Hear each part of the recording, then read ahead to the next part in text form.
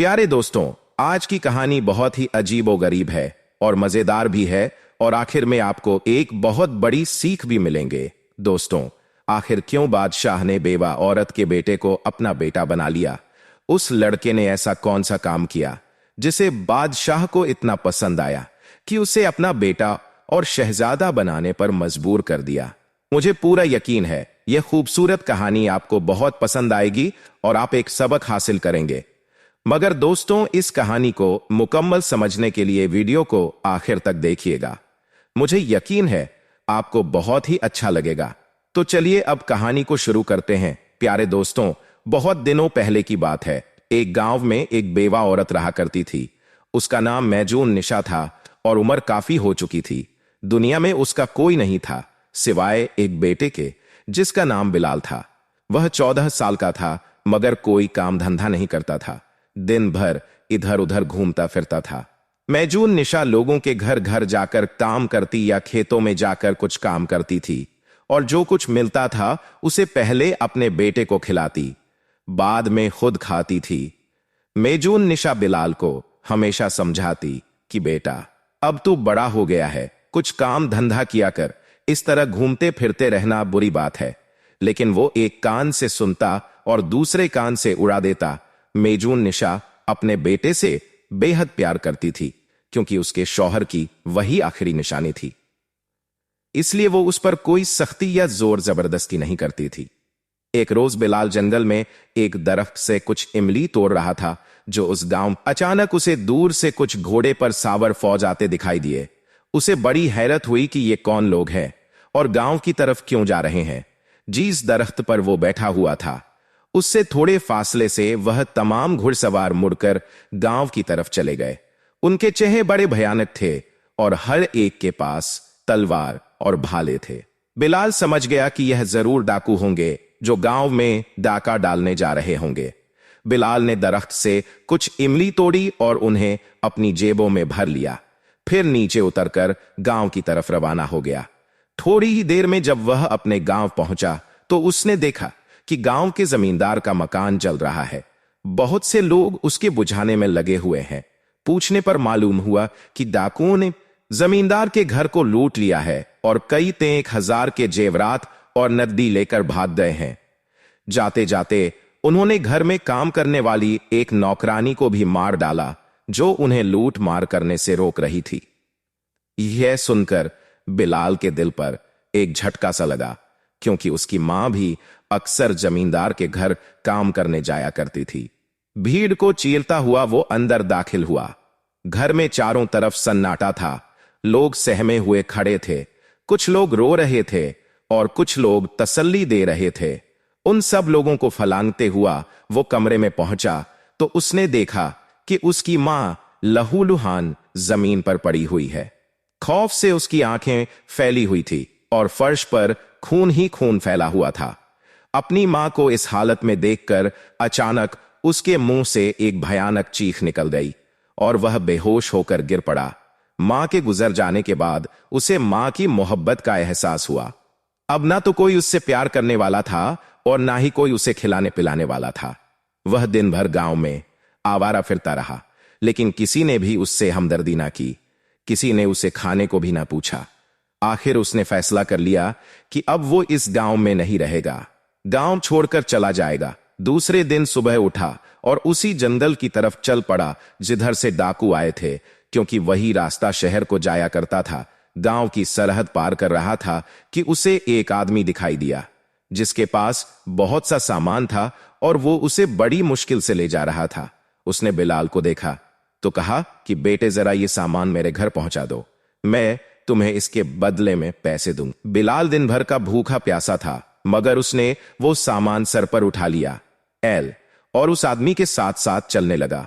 तकरीबन 1 घंटा चलने के बाद उस आदमी का घर आया। उसने वह सामान वहां उतार दिया और उस आदमी ने उसे कुछ पैसे दिए और उसके पास एक थैला था जिसमें कुछ रोगियों और सब्जी थी। वह भी उसने बिलाल को दे दी। कनौइस बिलाल ने शुक्रिया के साथ यह चीज ले ली। सुबह से भूखा तो था ही, सबसे पहले रोगियों खाई और अल्लाह का शुक्र अदा किया। फिर आगे चल पड़ा।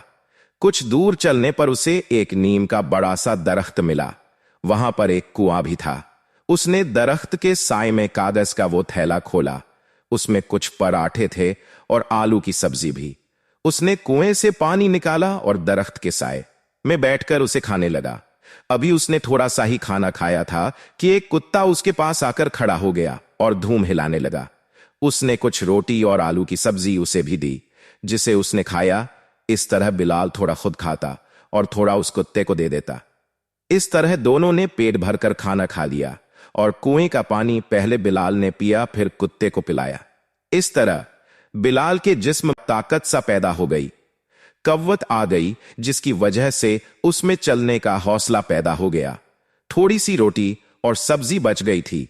उसने थैले को अच्छी तरह बांध लिया और जंगल की तरफ रवाना हो गया।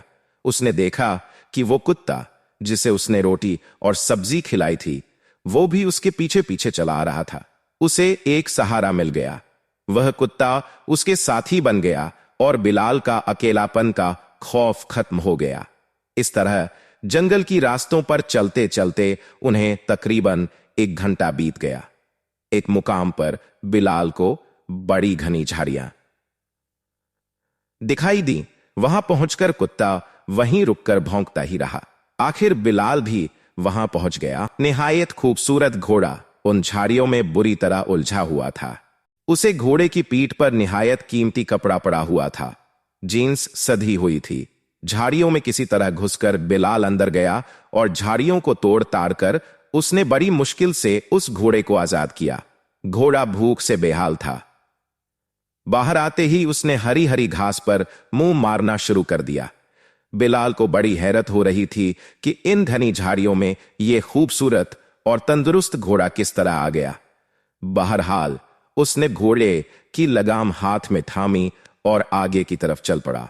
अभी उसने थोड़ा सा फासला तय किया था कि अचानक घने जंगलों से थोड़े फासले पर उसे एक तलवार पड़ी हुई दिखाई दी। उसने बढ़कर तलवार उठा ली। उस तलवार का दस्ता निहायत कीमती पत्थरों से जुड़ा हुआ था, जो धूप में झिलमिल कर रहे थे। वो तलवार को गौर से देखने लगा और सोचने लगा कि इस तलवार का घोड़े से कुछ ताल्लुक जरूर होगा। बहरहाल उसने तलवार हाथ में ले ली और आगे की तरफ रवाना हो गया। थोड़ी दूर ही गया था, एक मुकाम पर उसे कुछ कपड़े के टुकड़े पड़े दिखाई दिए। कपड़े निहायत कीमती थे। उसने उन कपड़ों को उठाकर देखा। उन पर जगह जगह खून के धब्बे पड़े हुए थे। उसने उन कपड़ों को घोड़े की पीठ पर रख दिया और आगे की तरफ रवाना हुआ। इसी तरह चलते चलते दोपहर हो गई। बिलाल को भूख महसूस हुई। थोड़ी दूरी पर एक नदी मिली। अब बिलाल को चलते चलते काफी वक्त गुजर गया था, इसीलिए उसे भूख की शिद्दत सताने लगी। बिलाल ने वहीं बची हुई रोगियों और सब्जी निकाली और खाने लगा। वह कुत्ता भी उसके साथ था। घोड़ा घास खाने में मसरूफ हो गया। कुछ रोगियों खाने के बाद बिलाल पानी पीने के लिए नदी पर गया। अभी वह पानी पीने के लिए झुका ही था कि नदी के किनारे की झाड़ियों में से बड़ी जोर की आवाज आई। उसने देखा एक निहायत खूंखार शेर उन झाड़ियों से निकलकर उसकी तरफ बढ़ रहा था। यह देखकर उस पर घबराहट और दहशत तारे हो गई। वो घबराकर लेकिन इससे पहले कि वो तलवार को पकड़ता, शेर उसके बिल्कुल करीब पहुंच चुका था। शेर उस पर हमला करना ही चाहता था कि पीछे से उसका साथी कुत्ता बिल्कुल उसके सामने आ गया और उसने अपने दोनों पंजे शेर के खुले हुए जबड़ों में डाल दिए। शेर ने उसे बुरी तरह कुचल दिया और झटक कर कुत्ते को दूर फेंक दिया। कुत्ता फिर दौड़कर शेर के सामने आ गया। अब की बार शेर ने उसकी गर्दन पर अपने बड़े बड़े दांत गड़ा दिए। एक चीख कुत्ते के मुंह से निकली और वो बेजान होकर गिर पड़ा। इतने अरसे में बिलाल ने वो तलवार उठा ली और जब तक कि वो कुत्ते को मुंह से झटक कर फेंकता, उसने तलवार का एक भरपूर हाथ शेर की गर्दन पर मारा और उसकी गर्दन आंधी से ज्यादा कट गई। शेर के मुंह से भयानक चीख निकली। बिलाल ने उसी फुर्ती से शेर की गर्दन पर दूसरा हाथ मारा और गर्दन धड़ से कटकर अलग हो गई और उसका धड़ जमीन पर गिर गया। बिलाल ने आगे बढ़कर उस कुत्ते को देखा जिससे उसने सिर्फ 2 वक्त की रोटी खिलाई थी, लेकिन उसकी खातिर उसने अपनी जान कुर्बान कर दी। कुत्ता बेहिसाब हरकत पड़ा हुआ था। बिलाल की आंखों में आंसू आ गए। उसने कुत्ते पर प्यार भरी एक नजर डाली, शेर के कटे हुए सिर को उठाया और जहां घोड़ा घास चर रहा था वहां आया। उसने घोड़े की पीठ पर एक कपड़े से शेर के कटे हुए सिर को अच्छी तरह बांध दिया और घोड़े की लगाम थामकर आगे बढ़ाने लगा। दोपहर हो चुकी थी। सूरज मगरिब की गुप गुप होने की तैयारी कर रहा था। बिलाल ने तेजी से अपने कदम उठाने शुरू कर दिए। उसे घुड़सवारी आती नहीं थी, वरना वो घोड़े पर बैठकर आसानी से जंगल पार कर सकता था। तकरीबन 1 घंटा चलने के बाद अचानक ऊपर से कोई चीज आकर एकदम बिलाल के सामने गिरी। पहले तो वो डरकर पीछे हट गया, फिर जरा गौर से गिरी हुई चीज को देखने लगा। वो एक बाज था जो काफी बड़ा था, बिल्कुल बकरी के बच्चे के बराबर। उसकी एक टांग से खून बह रहा था, जिसकी वजह से वो बेहोश हो गया था। उसने उसको उठाया और उस पर मजबूती से एक पट्टी बांध दी और उसे साथ में लेकर चलने लगा। चलते चलते शाम हो गई और वह शहर के करीब पहुंच गया। अंधेरा छा चुका था, शहर की आबादी दूर थी। वह जल्द से जल्द किसी ऐसी जगह पहुंच जाना चाहता था जहां उसे रात भर रुकने की जगह मिल सके। यही बात सोचता हुआ वो आगे बढ़ रहा था कि एक जगह उसे एक आदमी बैठा हुआ दिखाई दिया। उसके पास एक बंदर था। उस आदमी को देखकर बिलाल रुक गया और गौर से उसे देखने लगा। बूढ़ा सा कमजोर आदमी था। बंदर की रस्सी उसके हाथ में थी। वह समझ गया कि यह बंदर का खेल दिखाने वाला मदारी होगा। वो उसे अंधेरे में उसे अकेला बैठा देखो। उसे मदारी ने नजर ऊपर उठाकर बिलाल को देखा और निहायत ही आवाज में कहा, बेटा, अचानक मेरे सीने में बड़ी जोर का दर्द उठा है, इसलिए मैं यहां आकर बैठ गया हूं। बिलाल ने उसके करीब पहुंचकर कहा, बाबा, तुम्हारा घर कहां है? चलिए मैं आपको आपके घर पहुंचा देता हूं। बूढ़े ने कहा, नहीं बेटे, तुम तकलीफ मत करो, मैं खुद चला जाऊंगा। अच्छा ठीक है, तब तक मैं भी तुम्हारे पास बैठता हूं। इतना कहकर बिलाल भी उसके करीब बैठ गया। जब बूढ़े मदारी ने उसे करीब बैठे हुए देखा तो खुद उठने की कोशिश करने लगा। बिलाल ने उन्हें हाथ का सहारा देकर खड़ा किया और अपने कंधे के सहारे से लेकर उन्हें चलने लगा। बूढ़े के बताने के मुताबिक वो आगे ही आगे बढ़ते रहे। तकरीबन 15 मिनट चलने के बाद एक झोपड़ी दिखाई दी। आसपास कुछ और झोपड़ी है। बिलाल उसे सहारा देकर झोपड़ी के अंदर ले गया। घोड़ा और बाज उसके साथ थे और बंदर बूढ़े के हाथ के इशारे से चलता हुआ वहां पहुंचा था।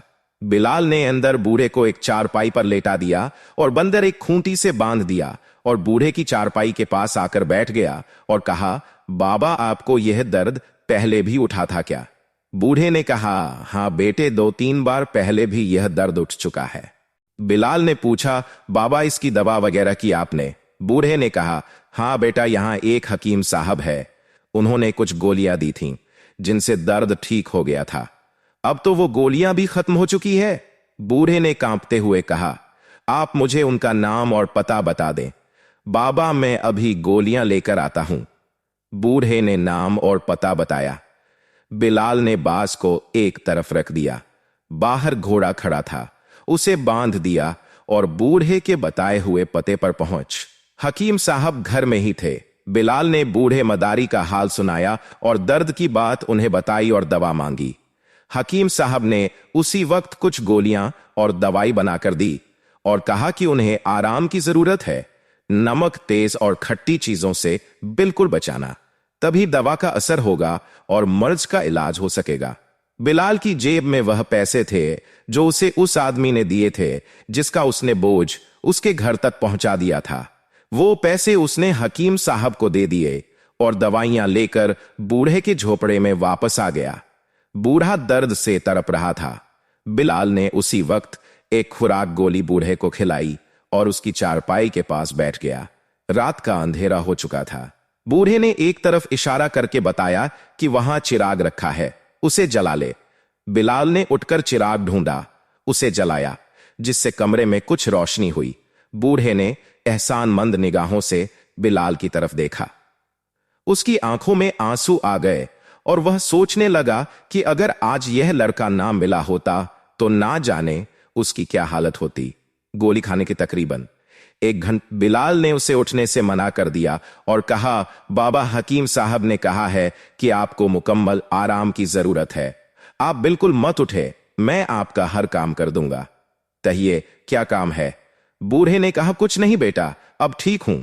बूढ़े ने प्यार भरी अल्फाज में कहा, तुमको भूख लगी होगी, मैं कुछ रोटियां बनाता हूं, चटनी तैयार करता हूं। बिलाल ने कहा, नहीं बाबा, आप कुछ भी ना करें, मुझे बताओ आटा कहां है, मैं रोटी बनाऊंगा और तुम्हें खिलाऊंगा। बिलाल के मुंह से ये बातें सुनकर बूढ़े की आंखों में आंसू आ गए और वो फिर से चारपाई पर लेट गया और कोने में रखी हुई हांडी की तरफ इशारा किया कि आटा उसमें रखा है, वहीं चूल्हा भी है, चौकी बेलन भी है, जाओ अपने लिए रोटी पका लो। बिलाल जब वहां से उठने लगा तो अचानक बूढ़े की नजर उस बाज पर पड़ी और उसने बिलाल से पूछा, यह क्या है? बिलाल ने कहा, बाबा यह एक बाज है, मैं जंगल से आ रहा था तो यह रास्ते में गिर पड़ा था, इसका पैर जख्मी हो गया है, यह बेहोश है।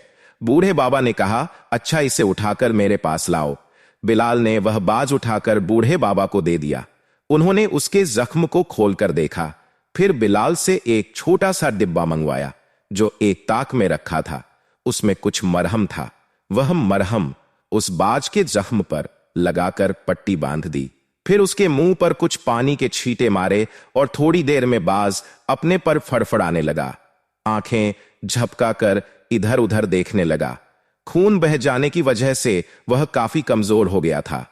बूढ़े ने बाज को चारपाई के नीचे खड़ा कर दिया। बिलाल ने जल्दी जल्दी चूल्हा जलाया और आटा गूंधा और कुछ रोटियां पकाएं, टमाटर और प्याज की चटनी बनाई। बूढ़े बाबा का दर्द अब खत्म हो चुका था। उसने उन्हें बिठाकर रोटी और चटनी दी, एक रोटी बंदर को दी और कुछ टुकड़े उसने बाज के सामने भी रख दिए और खुद भी रोटी खाने लगा। रोटी खा लेने के बाद बंदरबाज, बूढ़े और बिलाल के जिस्म में थोड़ी सी राहत आ गई, सबने ताजगी महसूस की। बूढ़े ने बिलाल से कहा, बेटा आज तुमने मेरी जान बचा ली, वरना मैं रास्ते में ही बैठा बैठा खत्म हो जाता। बिलाल ने कहा, बाबा मैं कौन होता हूं, जान बचाने वाला सब अल्लाह का करम है, उसने ऐन वक्त पर मुझे भेज दिया और मेरी मुश्किल आसान कर दी। मुझे रात गुजारने के लिए एक छत मिल गई, वरना न जाने मुझे कहां कहां भटकना पड़ता। बूढ़े बाबा ने बिलाल से पूछा, बेटे तुम कहां के रहने वाले हो और यहां क्यों आए हो? बिलाल ने कहा, बाबा मैं पास के गांव में रहता हूं, मेरी मां को डाकुओं ने मार डाला, इसलिए मैं गांव छोड़कर चला आया, अब यहीं कोई काम करूंगा और यहीं पर रहूंगा। बूढ़े ने यह बात सुनी तो कहा, तुम मेरे पास ही रहो, मैं तुम्हें बंदर का तमाशा सिखा दूंगा, हम तुम साथ रहा करेंगे, अच्छी तरह गुजर बसर हो जाएगी। बिलाल ने मुस्कुराते हुए कहा, ठीक है बाबा मैं आपके साथ ही रहूंगा। फिर थोड़ी देर रुककर बिलाल ने कहा, बाबा मैं जंगल से जब आ रहा था तो मुझे रास्ते में एक घोड़ा और एक निहायत खूबसूरत तलवार मिली। घोड़ा बाहर बंधा हुआ है और तलवार भी उसकी पीठ पर रखी हुई है। एक शेर ने मुझ पर हमला किया तो मेरे साथ एक कुत्ता था, उसने मेरी जान बचाई और खुद मर गया और मुझ में उसने आंच ना आने दी। मैंने तलवार से उस शेर को खत्म कर दिया। उस शेर का कटा हुआ सिर, तलवार, घोड़ा और खून से लथपथ कपड़े भी मेरे साथ है। बूढ़े बाबा ने यह बात सुनी तो उनकी आंखें हैरत से फैल गई। फौरन ही उन्होंने कहा, जरा वो कपड़े और तलवार मुझे तो दिखाओ। बिलाल बाहर गया और कपड़े, तलवार और शेर का सिर बाबा के सामने लाकर रख दिया। देखते ही उन्होंने कहा, बेटा तुमने बहुत बड़ा काम किया है, तुम्हारी किस्मत जाग गई, तुम बड़े तकदीर वाले हो। बिलाल ने हैरत से कहा, बाबा वो किस तरह? बूढ़े बाबा ने कहा, देखो इस सल्तनत के राजा का बेटा कुछ साथियों के साथ शिकार खेलने के लिए जंगल में गया था, लेकिन वो रास्ता भूल गया और जंगल से वापस ना आ सका। लोगों ने उसको बहुत तलाश किया मगर वो ना मिला। आज राजा की तरफ से ऐलान हुआ है कि जो कोई उसका पता लगाएगा उसे इनाम से मालामाल कर दिया जाएगा। मेरा ख्याल है कि यह घोड़ा, कपड़े और तलवार शहजादे के हैं। हो सकता है कि उसी जंगल में शेर ने उसे मार डाला हो और घोड़ा कहीं फंस गया हो जो तुम्हें झाड़ियों में मिला। अब तुम कल सुबह इन चीजों को राजा के सामने पेश करके तमाम बातें सच सच बता दो। ये बातें सुनकर बिलाल हैरत में पड़ गया। उसे खुशी भी हुई और डर भी लग रहा था कि पता नहीं राजा उससे क्या क्या सवालात पूछे। बहरहाल उसने कोई बुरा काम नहीं किया था। उसका दिल मुतमिन था। रात हो गई तो वो जमीन पर चटाई बिछाकर सो गया। सुबह उठा तो बूढ़े बाबा उठ चुके थे, बस अभी तक वहीं मौजूद था। मुंह हाथ धोकर उन्होंने राजा के दरबार में जाने की तैयारी शुरू कर दी। बूढ़ा बिलाल के साथ तलवार, कपड़े, घोड़ा और शेर का कटा हुआ सर लेकर महल की तरफ रवाना हुआ। राजा के महल में पहुंचकर दरबान से बूढ़े बाबा ने कहा, हम शहजादे के बारे में बड़ी अहम खबर लेकर आए हैं। उसी वक्त राजा को इत्तिला की गई। राजा भागता हुआ आया और उसने देखते ही शहजादे के घोड़े को पहचान लिया। कपड़े और तलवार देखकर राजा ने कहा कि ये सब चीजें शहजादे की ही हैं। फिर उसने बूढ़े बाबा से पूछा, क्यों मदारी, तुम्हें यह सब चीजें कहां से मिली? बूढ़े बाबा ने कहा, हुजूर मुझे नहीं, इस लड़के को मिली है। राजा ने कहा, यह लड़का तुम्हें कहां मिला? बूढ़े मदारी ने तमाम बातें उसे तफसील से बता दी। फिर राजा ने बिलाल से पूछा, हां बेटे बताओ, ये सब चीजें तुम्हें कहां से मिली? बिलाल ने जंगल में पेश आने वाले तमाम वाक्यात राजा साहब को बिल्कुल शेर का कटा हुआ सिर भी दिखाया, कुत्ते के मारे जाने की बात भी बता दी। सब बातें सुनने के बाद उसी वक्त राजा ने अपने सिपहसालार और चंद सिपाहियों को साथ लिया और बिलाल के साथ उसी जंगल की तरफ रवाना हुआ। सिपाही घोड़े पर सवार थे और राजा शाही सवारी पर बैठा हुआ था और बिलाल भी साथ था। उसी की रहनुमाई में वह जंगल में उस जगह पहुंचे जहां शेर ने बिलाल पर हमला किया था। शेर की बेसर की लाश अभी तक वहां पर पड़ी हुई थी और मरा हुआ कुत्ता भी वहां मौजूद था। फिर वहां से आगे बढ़े और उस जगह पहुंचे जहां घोड़ा झाड़ियों में फंसा हुआ था और जहां तलवार और कपड़े मिले थे। उसके बाद सिपाही झाड़ियों और चट्टानों में शहजादे की तलाश करने लगे। कुछ देर बाद अचानक एक सिपाही की आवाज सुनाई दी जो सबको अपनी तरफ बुला रहा था। सबके सब दौड़कर उस तरफ गए। झाड़ियों के पीछे एक बड़ी सी चट्टान थी। उस चट्टान के पीछे शहजादे की लाश पड़ी हुई थी। जगह जगह से उसका गोश्त गायब था। यूं लगता था जैसे किसी जंगली दरिंदे ने उसे मारकर खा लिया हो। बादशाह नौजवान शहजादे की लाश देखकर बेइख्तियार रोने लगा। सिपाहियों ने महल में शहजादे की लाश पहुंची तो पूरे शहर में शहजादे की मौत की खबर जंगल की आग की तरह फैल गई। महल के तमाम लोग चारों कतार रोने लगे। मल्लिका ने जब शहजादे की लाश देखी तो उस पर एक रक्त तारे हो गया और ऐसा लगता था जैसे उसकी जान ही निकल गई हो। बादशाह ने रानी की इस हालत को देखा तो और ज्यादा परेशान हो गया। शहर के लोगों को जैसे जैसे यह खबर पहुंची, लोग चौंक कर जब महल की तरफ रवाना हो गए। शहजादे की मोहब्बत उन्हें बेइख्तियार खींचकर महल की तरफ लिए चली जा रही थी। हर एक रो रहा था और उनकी आंखें आंसुओं से तर थी। हर जुबान पर उसका जिक्र था और सारा शहर मातम का गढ़ा बन गया था। हर घर और हर दुकान पर काले झंडे लगा दिए गए थे। तमाम कारोबार बंद हो गया था। रानी और राजा की हालत देखकर सभी लोग परेशान थे। हकीम और वजीर उनकी देखभाल में लगे हुए थे। बिलाल ने जब ये हालत देखी तो वो भी बख्तियार रोने लगा। उसने सोचा कि अगर वो ये अफसोस ना खबर ना लाता तो महल की ये हालत ना होती। कुछ देर तक वो यही सोचता रहा और अफसोस करता रहा। फिर घर वापस आ गया। शाम हो रही थी। बूढ़े बाबा के झोंपड़े में पहुंचा तो बूढ़े बाबा बाज के जख्म पर पट्टी बांध रहे थे। बंदर खूंटी से बंधा हुआ बैठा था। बिलाल के उतरे हुए चेहरे को बाबा ने देखा तो सवाल किया, क्यों बेटे, क्या हुआ है? बिलाल बोला, बाबा सब बर्बाद हो गया। राजा साहब का शहजादे की लाश उस जंगल में मिल गई, जिसे देखकर राजा और रानी दोनों की हालत ऐसी है कि देखी नहीं जाती। पूरे शहर में हाहाकार मच गया है। महल में सिवाय रोने की आवाजों की और कोई आवाज सुनाई नहीं देती। अगर मुझे मालूम होता कि ऐसी हालत होगी तो यह अफसोस ना खबर ना पहुंचता नहीं बेटे, इसमें तुम्हारा क्या कसूर, बूढ़े बाबा ने तसल्ली देते हुए कहा। तुमको जो कुछ मालूम था तुमने बता दिया, होनी तो हो चुकी थी, तुमने तो सिर्फ खबर दी। खुदा उन्हें सब्रता करे। चलो बेटा, मैंने रोटी पका ली है, बैठकर खा लो। बिलाल ने सुबह से कुछ नहीं खाया था, जोर की भूख लगी हुई थी। उसने मुंह धोया और रोटी दाल बूढ़े बाबा के साथ बैठकर खाई। बांझ के जख्म अब थोड़े बहुत भर चुके थे। बाबा ने मरहम लगाकर दूसरी पट्टी बांध दी थी। अब वो भी उनसे हिल मिल गया था। आज बाबा भी काम पर नहीं गए और राजा ने जो इनाम देने का वादा किया था, शहजादे की खबर लाने वाले को वो भी नहीं मिला था। बिलाल को भी इनाम का लालच नहीं था। कुदरत ने उसके जरिए से एक खबर राजा तक पहुंचा दी थी। अब खा पीकर दोनों झोपड़ी में सो गए। सवेरे उठकर उन्होंने खेल तमाशे की तैयारी शुरू की। बाज और बंदर को लेकर बिलाल और बाबा शहर में आए। इधर उधर उन्होंने कुछ तमाशा दिखाया। थोड़े बहुत पैसे मिले। शाम होते ही वह घर लौट आए। घर पहुंचकर बिलाल ने अपने हाथों से रोटी तरकारी पकाई। बाबा के साथ खुद खाया बंदर और बाज को भी खिलाया। अब उनका यह रोज का माहौल बन गया था कि सुबह को निकलते और मुख्तलिफ जगह पर खेल तमाशा दिखाते और जो कुछ कमाते शाम को घर आते और इत्मीनान से खाना खाते और चैन की नींद सोते। बाज अब उनके साथ घुल मिल गया था। बाज को भी बाबा ने कुछ करतब सिखा दिए थे।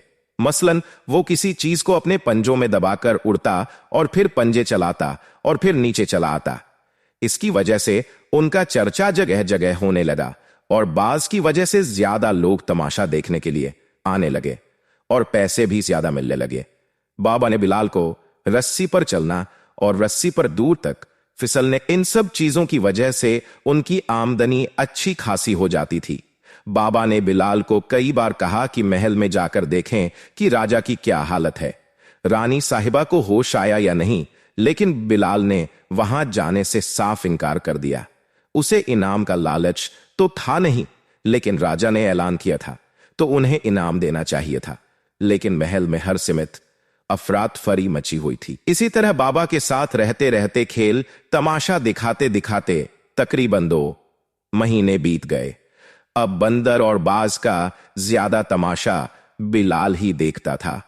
वो बाबा को एक तरफ बैठा देता, उनको ज्यादा काम ना करने देता, खाने पीने को भी ऐसी चीज ना देता जिससे बाबा को नुकसान पहुंचे। एक रोज वो खेल दिखाकर वापस आ रहे थे कि बाबा के सीने में जोर का दर्द उठा। बिलाल ने यह हालत देखी तो घबरा गया। किसी तरह उन्हें उठाकर झोंपड़े तक लाया और उन्हें चारपाई पर लिटा दिया। दवाई की गोलियां ढूंढने लगा, लेकिन उसे गोलियां कहीं दिखाई नहीं दी। बाबा की हालत बहुत खराब थी, दर्द की तकलीफ से चिल्ला रहे थे। बिलाल ने उन्हें तसल्ली दी और हकीम साहब की तरफ जाना चाहता था कि बाबा ने उसे रोक दिया और कहा, बेटे, अब मेरा आखिरी वक्त आ गया है, इस हालत में मुझे छोड़कर कहीं ना जाओ। नहीं बाबा नहीं, बिलाल ने कहा, बस मैं गया और अभी दवाई लेकर आया, मैं इस तरह तुमको मरने नहीं दूंगा। ना बेटे ना, अब मुझे कोई दवा और कोई हकीम नहीं बचा सकता। ये झोंपड़ा अब तुम्हारा है, मेहनत और ईमानदारी से काम करना, खुदा तुम्हें सुखी रखेगा। कभी किसी को नुकसान न पहुंचाना, दूसरों की भलाई के लिए नेक काम करना। मेरे पास तुम्हें देने के लिए कुछ नहीं, बस यही दुआएं और नसीहतें हैं जो तुम्हें देकर जा रहा हो। इन जानवरों का ख्याल रखना, अपनी रोजी में से इनका हिस्सा भी निकालना, इन्हें कभी भी तकलीफ न पहुंचाना।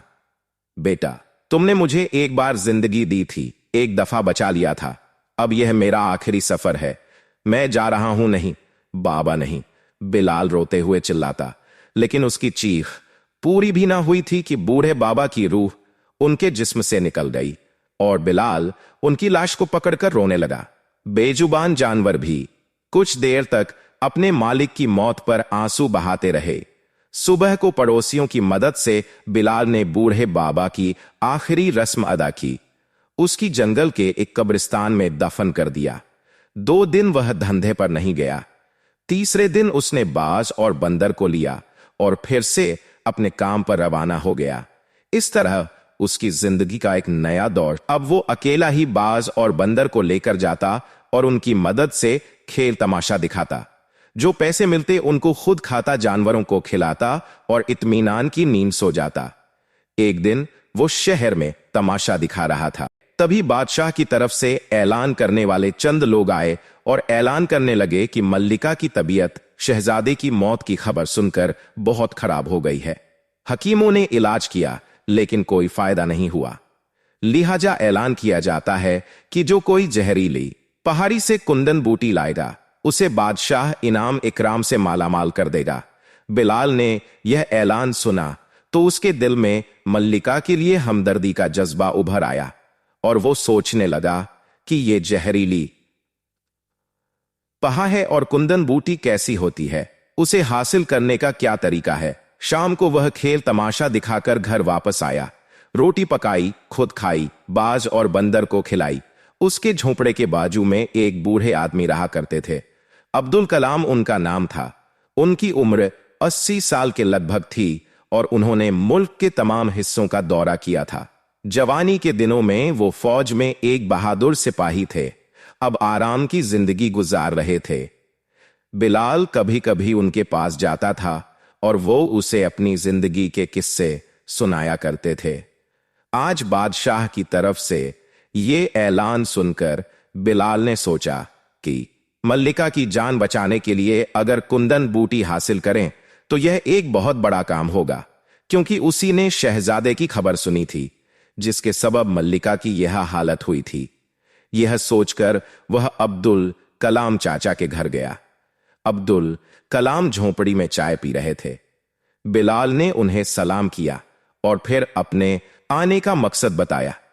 अब्दुल कलाम ने उसको बताया कि जहरीली पहाड़ी तूफानी नदी के उस पार है और तूफानी नदी की रफ्तार इतनी तेज है कि कोई उसे ना तो तैरकर पार कर सकता है और ना उसे कश्ती की मदद से पार किया जा सकता है। पहाड़ी के ऊपर तरह तरह के जहरीले जानवर रहते हैं, सांप, बिच्छू, मगरमच्छ, अजगर वगैरह। अगर कोई उन तक पहुंच भी गया तो वो बचकर जिंदा वापस नहीं आ सकता। पहाड़ी की शादियों में छोटी छोटी पीले रंग की झाड़ियां होती हैं जिनमें सुनहरे रंग के छोटे छोटे फूल होते हैं। उन्हीं फूलों को कुंदन बूटी कहते हैं। यह फूल एक दिन के लिए खिलते हैं और दूसरे दिन मुरझाकर पौधे से गिर पड़ते हैं। उन फूलों को अगर पानी के अंदर रखा जाए तो कुछ दिनों तक वो अच्छी हालत में रहते हैं। उस बूटी की मदद से कैसी भी बेहोशी और शक्ति की हालत हो थोड़ी देर में दूर हो जाती है।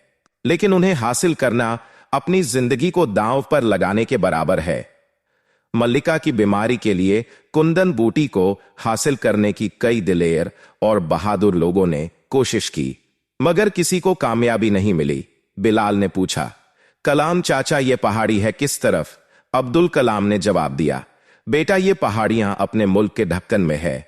यहां से एक दिन और एक रात का रास्ता तय करने के बाद एक पहाड़ी मिलती है जो लाल पत्थरों की है, इसीलिए उसे लाल पहाड़ी कहते हैं। इसके पूरब में एक खाई है और वहां से उतरकर संभल की तरफ जाने के बाद मैदान मिलता है। मैदान में बहुत से मजबूत और ऊंचे ऊंचे दरख्त है। उसके बाद नदी मिलती है। नदी का पाट बहुत चौड़ा है और पानी की धार इतनी तेज है कि अच्छे से अच्छा तैराक भी उसे पार नहीं कर सकता। बिलाल ने पूछा कि नदी के दूसरे किनारे पर पहाड़ का फासला कितना है? अब्दुल कलाम ने कहा, बिल्कुल पहाड़ी से लगकर तूफानी नदी बहती है। पहाड़ियां जगह जगह से कटी हुई हैं और बड़ी बड़ी चट्टानों के टुकड़े पहाड़ी से निकले हुए हैं। उनसे कोई आदमी आसानी से ऊपर नहीं चढ़ सकता। बिलाल सब सुनने के बाद कहने लगा, अच्छा अब मैं चलता हूं। कलाम चाचा आपका बहुत बहुत शुक्रिया जो आपने मुझे इतनी अच्छी मालूमात बताई। अब्दुल कलाम ने कहा, ठीक है बेटा, लेकिन तुम ये सब क्यों पूछ रहे हो? मल्लिका की तबीयत खराब है, उनके लिए कुंदन बूटी की जरूरत है, इसीलिए मैं पूछ रहा था। अब्दुल कलाम ने बिलाल से पूछा, क्या तुम वहां जाना चाहते हो? बिलाल कहने लगा, हां, सोच तो रहा हूं। मेरी खबर सुनने की वजह से मल्लिका बेहोश हुई, इसलिए मैं जान पर खेल कर भी उस बूटी को हासिल करूंगा। अब्दुल कलाम कहने लगा, बहुत मुश्किल काम है बेटे, बल्कि नामुमकिन है। कुछ भी हो कलाम चाचा, मैं तो वहां जाऊंगा और कुंदन बूटी हासिल करने की कोशिश करूंगा। इतना कहकर बिलाल वहां से उठकर चला आया और चारपाई पर लेट गया और सोचने लगा कि किस तरह तूफानी नदी को पार करके जहरीली पहाड़ियों तक पहुंचा जा सकता है और कुंदन की बूटी। वो बहुत देर तक जागता रहा और सोचता रहा कि क्या तरकीब हो सकती है। जहरीली पहाड़ी तक पहुंचने की बहुत सोचा, दिमाग पर जोर दिया, लेकिन कुछ समझ में नहीं आया। रात में उसने ख्वाब देखा कि वह हवा में उड़ता हुआ जा रहा है और तूफानी नदी को पार करके जहरीली पहाड़ी पर पहुंच गया है। बड़ी मुश्किल से ढूंढकर उसने कुंदन बूटी हासिल की और पानी के एक लोटे में बंद करके उसे उसी तरह उड़ता हुआ वापस लेकर आ रहा था कि अचानक उसके उड़ने की ताकत खत्म हो गई और तेजी से नीचे गिरा और तूफानी नदी में डूब गया। उसके मुंह से एक चीख निकली और उसकी आंख खुल गई। उसने उठकर कुछ दुआएं पढ़ीं, पानी पिया और फिर सो गया। सुबह उठा तो सोचता रहा कि अगर उसका बाज समझदार होता तो यह उड़कर पहाड़ी पर जा सकता था और कुंदन बूटी ला सकता था, लेकिन यह काम उसके बस का नहीं। सुबह को बाज और बंदर लेकर निकला। चलते चलते वो एक लोहार की दुकान में पहुंचा। उसने देखा कि लोहार लोहे का बारीक तार बना रहा है और उनसे झरझरा बख्तर तैयार कर रहा है। वह अपना खेल तमाशा भूलकर उसके काम को गौर से देखने लगा। अचानक उसके जेहन में एक तरकीब आई। उसने सोचा कि अगर लोहे का एक बारीक तार तैयार किया जाए और उसे पहाड़ी से नदी के ऊपर तक बांध दिया जाए तो तार पर से फिसलकर उसे पहाड़ी तक जा सकते हैं और वापस भी आ सकते हैं, क्योंकि बूढ़े बाबा ने उसे तार पर चलने और फिसलने का करतब अच्छी तरह सिखा दिया था। यही सब सोचता हुआ वो लोहार के पास गया और उसे सलाम करके उसके पास बैठ गया और उससे कहा, चाचा जी, आप मेरा एक काम करेंगे? हाँ हाँ, कहो क्या काम है? लोहार ने कहा, चाचा जी, मुझे एक बारीक और मजबूत तार चाहिए, इतना मजबूत कि मैं अगर उस पर लटक भी जाऊं तो ना टूटे और वजन भी ज्यादा ना हो। लोहार ने कुछ देर सोचा और कहा, ऐसा तार? कितना लंबा तार चाहिए? बिलाल ने कहा, मुझे तकरीबन 200 गज लंबा तार चाहिए, बारीक, मजबूत और हल्का। लोहार ने कहा, ठीक है, मैं तुम्हें ऐसा तार तैयार करके दे सकता हूं, लेकिन पैसे उसके ज्यादा होंगे, खालिस लोहे से बना हुआ होगा। बिलाल बोला, चाचा जी, आप पैसे जीतने भी लेंगे, मैं दूंगा, लेकिन मुझे यह तार चाहिए। कल अगर मिल जाए तो और अच्छा है। लोहार ने कहा, ठीक है, तैयार कर दूंगा, लेकिन तो 200 होंगे। बिलाल बोला, जरूर, मैं तुम्हें 200 दूंगा। इसके अलावा मेरे नाप की जरा बख्तर भी बना दो और पिंडली तक लोहे के जूते भी। लोहार ने कहा, उसकी पैने 100 अलग होंगे। बिलाल बोला, ठीक है, अब मुझे किसी तरह कल सुबह यह चीज तैयार कर दें, मैं आपको पैसे शाम के वक्त लाकर दे दूंगा। यह इस वक्त मेरे पास टी25 है, इसे रख लीजिए। उसने टी25 लोहार को दिए और वहां से सीधा राजमहल में गया और दरबान से खबर भिजवाई कि वह जहरीली पहाड़ी से कुंदन बूटी हासिल करने जा रहा है। यह खबर राजा को जब मिली तो उसने महल के अंदर उसे बुला लिया। जब सिपाही के साथ बिलाल राजा के महल में पहुंचा तो उसने बिलाल को फौरन पहचान लिया और कहा, बेटे, तुम्हें देखकर मुझे अपने बेटे की याद आ गई। तुमने ही उसकी निशानियां लाकर दी थी और मैंने ऐलान के मुताबिक तुम्हें इनाम भी नहीं दिया। मैं बहुत शर्मिंदा हूं और माफी चाहता हूं।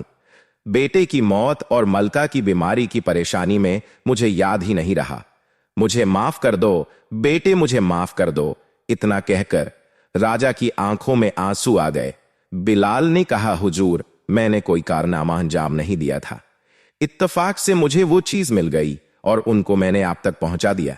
अगर मैं वो खबर नहीं देता तो शायद मलिका साहिबा की बीमारी का मैं खुद को जिम्मेदार समझता हूं और चाहता हूं कि कुंदन बूटी लाकर उसकी तलाश कर सकूं। अब यही मेरी जिंदगी का मकसद है।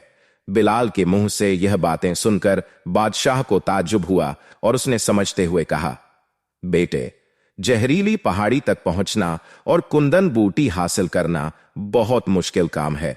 मेरी सल्तनत के कितने ही बहादुर इस काम, तुम अभी बच्चे हो, नादान हो, तुम अपनी जान को खतरे में मत डालो और इस इरादे से बाज आ जाओ। अभी तुम्हारी उम्र ऐसी नहीं है कि इतने खतरनाक काम कर सको। यह बात सुनकर बिलाल ने जरा जोश भरी आवाज से कहा, हुजूर, मैंने एक ऐसी तरकीब सोची है कि जिस पर अमल करके मैं कुंदन बूटी हासिल कर सकता हूं। यह कहकर उसने बाज और बंदर की तरफ इशारा किया। बादशाह ने कहा कि यह छोटे जानवर इस काम में तुम्हारी कुछ मदद नहीं कर सकते। मैं फिर तुमसे कहता हूं कि अपने इरादे को छोड़ दो, और मैंने जीस इनाम का ऐलान किया था, उसे ले लो और अपनी जिंदगी आराम से गुजरो। बिलाल ने फौरन कहा, मुझे आपकी बातों से बड़ी खुशी हुई, लेकिन रानी साहिबा की बीमारी का जिम्मेदार मैं खुद को समझता हूं। अगर आप मुझे कोशिश करने की इजाजत दें तो खुदा के फजल करम से मुझे उम्मीद है कि इस काम में जरूर कामयाब हो जाऊंगा। उसके इस इसरार पर राजा ने कहा, ठीक है, अगर तुम ऐसा ही इसरार करते हो तो बताओ मैं तुम्हारी क्या मदद कर सकता हूं। बिलाल ने कहा, मुझे कुछ नहीं चाहिए, बस 300-400 नकद मुझे दे दीजिए। तू 400? बादशाह ने ताज्जुब से पूछा, इतने कम पैसों में तुम इतना मुश्किल और इतना बड़ा काम कैसे करोगे? बिलाल बोला, जी हां हुजूर, मुझे पक्का यकीन है। बादशाह सलामत कहने लगा, अच्छा ठीक है, हम तुम्हें 400 की बजाय 500 देते हैं। अगर तुम 4 दिन के अंदर अंदर कुंदन बूटी हासिल करके हमारे पास नहीं पहुंचे तो हम समझेंगे कि तुम मर चुके हो, लेकिन अगर तुम जिंदा रहे और कुंदन बूटी न ला सके तो हमारे मुल्क से दूर चले जाना और हमें अपनी सूरत ना दिखाना, क्योंकि तुम्हारी सूरत देखकर हमें अपने बेटे की याद आ जाती है। बिलाल ने कहा, हुजूर, मुझे सब कुछ मंजूर है। फिर उसी वक्त बिलाल को 500 दे दिए गए। उन पैसों को लेकर वो सीधा लोहार के पास आया और अपनी मर्जी के मुताबिक मजबूत तार तैयार करवाने लगा। अपने साइज के लोहे के लंबे जूते और जर्रा बख्तर तैयार करवाई और 2 कांटों का लच्छा भी तैयार करवाया। इस तरह रात हो गई। उसने 300 लोहार को दिए और वह सब सामान लेकर अपने घर की तरफ रवाना हो गया। रास्ते के लिए उसने कुछ खाने की चीज खरीद ली। इस तरह रात को उसने पूरा इंतजाम कर लिया और इत्मीनान से सो गया। दूसरे दिन सुबह 4 बजे उठा, जल्दी जल्दी नाश्ता वगैरह किया। सफर का तमाम जरूरी सामान एक बड़े से थैले में रखकर सीधा अब्दुल कलाम के घर गया। वो भी जाग चुके थे। उनसे कहा कि चाचा, मैं जहरीली पहाड़ी की तरफ जा रहा हूं, आप मेरी गैरहाजिरी में मेरी झोपड़ी का ख्याल रखिएगा। मैं ना आया और बंदरबाज वापस आ गए तो समझिएगा कि मैं इस मुहिम में मारा गया। अगर कुछ पैगाम वगैरह इन दोनों जानवरों में से कोई लेकर आए तो मेहरबानी करके उस पर अमल करने की कोशिश कीजिएगा। बस मेरी यही आपसे इंतजा है। उम्मीद है कि आप मेरी इतनी मदद जरूर करेंगे। अब्दुल कलाम ने उसको शाबाशी दी और झोपड़ी की हिफाजत की जिम्मेदारी ले ली और उसे खुशी खुशी सफर पर जाने के लिए कहा। साथ ही उसे एक बार और रास्ता अच्छी तरह समझा दिया। अब्दुल कलाम से रुखसत लेकर बिलाल घर वापस आया। अपना थैला पीठ पर कसकर बांध लिया, जिसमें लोहे का तार, जरा बख्तर और कांटों का गुच्छा था। उसके अलावा खाने का सामान भी साथ रख लिया। अपने दोनों साथियों बंदर और बांस को साथ लिया और पहाड़ी की तरफ रवाना हो गया। बांस तो उसके साथ साथ हवा में उड़ता जा रहा था और बंदर छलांगे लगाता जा रहा था। यूं महसूस हो रहा था कि उसे मुहिम की अहमियत से यह बेजुबान जानवर भी वाकिफ है और उसकी कामयाबी में हाथ बताना चाहते हैं। बांस को जो करतब बाबा ने सिखाए थे, उसमें एक करतब यह भी था कि बांस उड़ते उड़ते निहायत तेजी से नीचे गोता लगाता और बंदर को अपने दोनों पंजों में दबोचकर ऊपर उड़ जाता और कुछ चक्कर लगाने के बाद फिर बंदर को नीचे लाकर छोड़ देता था। इस करतब को छोटे बच्चे और बड़े सभी पसंद करते थे। इस तरह बांस को भारी वजन उठाने की काफी मशक हो चुकी थी। बिलाल तो निहायत तेजी से कदम उठाते हुए चला जा रहा था। बाज उड़ते उड़ते नीचे गोता लगाता और बंदर को अपने पंजे में दबोच लेता और कुछ दूर ले जाकर छोड़ देता। तरह नए जोश और खुशी के माहौल में वह आगे की तरफ बढ़ते रहे। चलते चलते दोपहर हो गई। बिलाल ने थैले में से थोड़ी सी खाने की चीज निकाली, खुद खाया और अपने दोनों साथियों को खिला और फिर सफर पर रवाना हो गया। बिलाल के लिए एक एक लम्हा कीमती था। वह किसी भी तरह आज रात में तूफानी नदी के करीब पहुंचाना चाहता था। वो चाहता था कि राजा साहब ने उसे सिर्फ 4 दिन का वक्त दिया है और यह उसी सूरत में मुमकिन है कि कम से कम 2 दिन सफर में लगे और तीसरा दिन जहरीली पहाड़ी से कुंदन बूटी लाने में लगे। इस तरह मुकर्रर वक्त के अंदर वो अपने शहर वापस आ जाना चाहता था। इस प्रोग्राम को मुकम्मल करने के लिए वो हर तकलीफ और मुसीबत से टकराने के लिए तैयार था। तेजी से कदम बढ़ाता हुआ वो चलता ही रहा। शाम के वक्त वो पहाड़ी पर पहुंच गया, जहां उसे मशरिक की सिमत उतारकर फिर शिमल की तरफ जाना था। पहाड़ी पर चढ़ने के बाद उसने तेजी से मशरिक की सिमट दौड़ना शुरू कर दिया। थोड़ी देर में वो नीचे था। सूरज गुम हो चुका था, अंधेरा फैलता जा रहा था। बिलाल ने तय कर लिया था कि तूफानी नदी के करीब पहुंचकर ही वो रुकेगा। पहाड़ी के नीचे उतरकर उसने संभल की तरफ भागना शुरू किया। बंदर और बाज उस सफर पर उसके साथी थे। थकन का नामो निशान उनके चेहरों से नहीं जाहिर हो रहा था। थोड़ी देर में अंधेरा हो गया, लेकिन 14वीं रात का चांद निकल आया और चारों तरफ दूधिया रोशनी फैल गई। और उस वीराने में बिलाल और उसके 2 बेजुबान साथी हर चीज से बेपरवाह आगे ही आगे बढ़ते चले जा रहे थे। अपनी मंजिल को पाने की कोशिश में तकरीबन 3 घंटा चलने के बाद बिलाल को एक दूध की नहर सी बहती हुई दिखाई दी, जो पहाड़ियों के किनारे किनारे बहती चली जा रही थी। वही तूफानी नदी थी। बिलाल ने नदी को देखा तो उसमें एक नई कुव्वत पैदा हो गई। वो और भी तेजी से कदम उठाने लगा। उनके बाद वह उस मैदान में पहुंच गया जहां ऊंचे ऊंचे दरख्त थे और उसके आखिरी सिरे पर तूफानी नदी शोर मचाती बह रही थी। जब बिलाल नदी के करीब पहुंचा तो रात के तकरीबन 12 बज चुके थे। वो थककर नदी के किनारे बैठ गया और थैला वगैरह एक तरफ रखकर नरम नरम घास पर बेसुध होकर सो गया। बंदर और बाज वहीं दरख्त की निगरानी करने लगे। बिलाल कुछ इतना ज्यादा थक गया था कि जैसे ही वो लेटा उसे बड़ी गहरी नींद आ गई। ना भूख का एहसास हुआ, ना खुला आसमान का, बस जो गिरा तो गहरी नींद में डूब गया। तूफानी नदी का शोर भी उसकी नींद में खलल डाल ना सका। सुबह तक इत्मीनान से सोता रहा। जब सूरज की किरणें उसके चेहरे पर पड़ी तो वह आंखें मलता हुआ उठ बैठा। बड़ी मीठी नींद रात भर सोता रहा था और सफर की सारी थकान दूर हो चुकी थी और फिर से वह तरोताजा और चुस्त हो गया था। उसने नदी के पानी से मुश्किल हाथ मुंह धोया, क्योंकि पानी इतनी तेजी से बह रहा था कि उसे हाथ लगाते हुए डर लग रहा था और पानी के बहाने से इस कदर शोर हो रहा था कि कोई दूसरी आवाज सुनाई नहीं दे रही थी। मुंह हाथ धोकर वह अपने थैले के पास आया।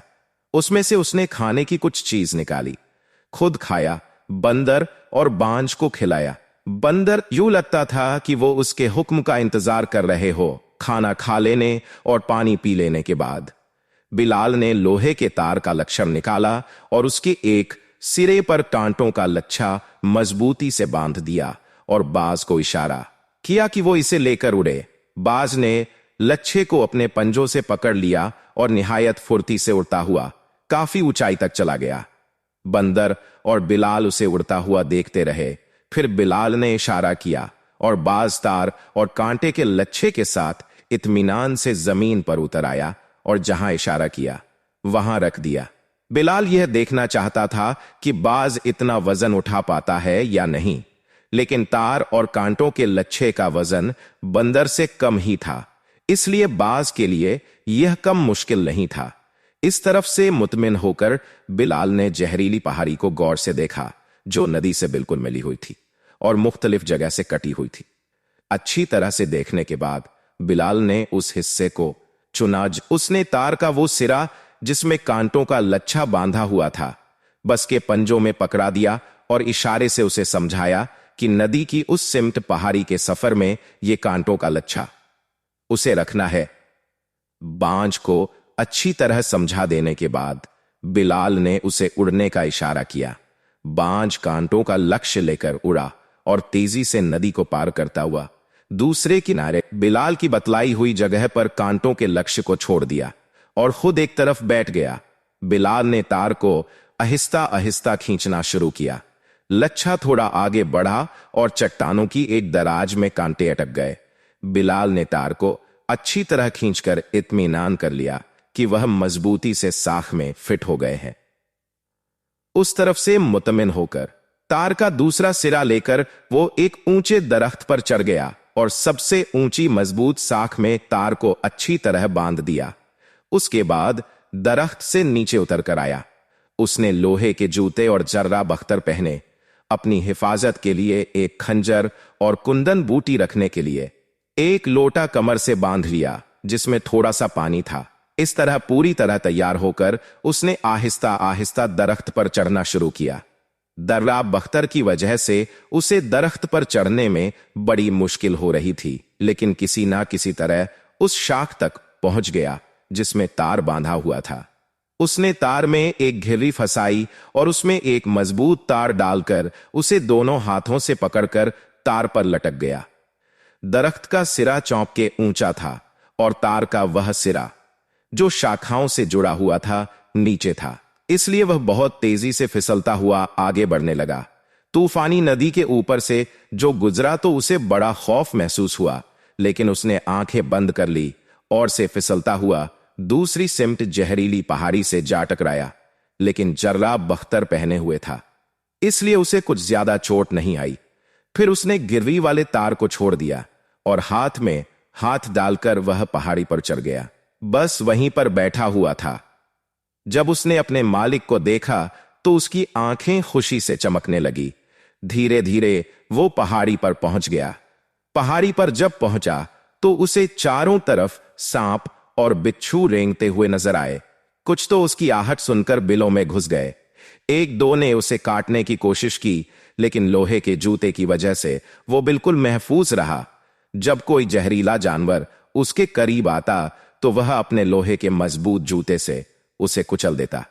उन जहरीले जानवरों की परवाह किए बगैर वह कुंदन बूटी की तलाश में लग गया। आखिर काफी देर के बाद उसे एक जगह वह सुनहरी बूटी दिखाई दी, जिसे देखकर उसे बेहद खुशी हुई। उसने दो तीन सुनहरे फूल जो पौधे में लगे थे उन्हें तोड़कर लौटे में रख लिया, क्योंकि अब्दुल कलाम ने उससे बताया था कि पानी में यह बूटी कई दिन तक खराब नहीं होती, इसलिए उसने लौटे में पानी रख लिया था। कुछ फासले पर एक और पौधा नजर आया और उसमें भी 3-4 फूल लगे हुए थे। उन्हें भी तोड़कर लौटे में डाल दिया। फिर उसने बाज को इशारे से समझाया कि ऐसे फूल जहां कहीं हो तोड़कर ले आए। बाज उड़ता हुआ गया और थोड़ी देर में 3-4 फूल तोड़कर ले आया। उन्हें भी उसने लौटे में रख लिया। कुछ और फूल लाने के लिए बाज को रवाना किया। इतने में पीछे से एक बहुत बड़ा और मोटा अजगर आया और उसने बिलाल के पैरों को जकड़ लिया। उसने किसी तरह लोटे को एक तरफ रखा और अजगर की गिरफ्त से बचने की कोशिश करने लगा, लेकिन अजगर बहुत बड़ा और ताकतवर था।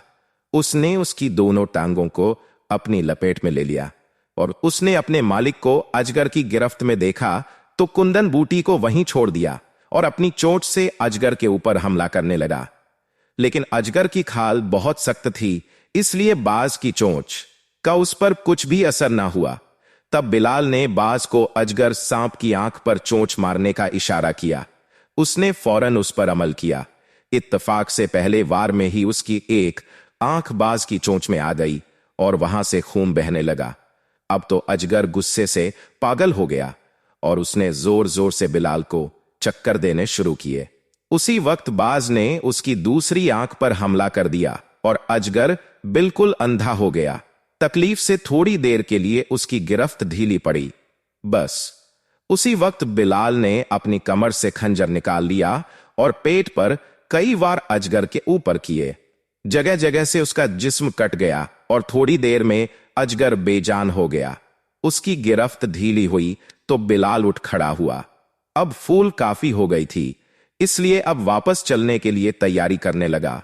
बिलाल ने खंजर और लोटे को अच्छी तरह कमर से बांधा और आहिस्ता आहिस्ता उतरता हुआ उस जगह तक आया जहां कांटों का लच्छा फंसा हुआ था। वहां से उसने कांटों के लच्छे को निकाला और फिर उसे लेकर ऊपर ही ऊपर चढ़ने लगा। पहाड़ी पर काफी ऊपर पहुंच जाने के बाद जब वह सिरा दरख्त के सिर से ऊंचा हो गया तो उसने फिर एक जगह में लच्छे को अच्छी तरह फंसा दिया, फिर तार पर गिरवी रख दी और उसमें उसी मजबूत तार से लटक गया और तेजी से फिसलता हुआ फिर उसी दरख्त पर वापस चला आया। बाज भी उड़ता हुआ उसी के साथ साथ मैदान में वापस चला आया।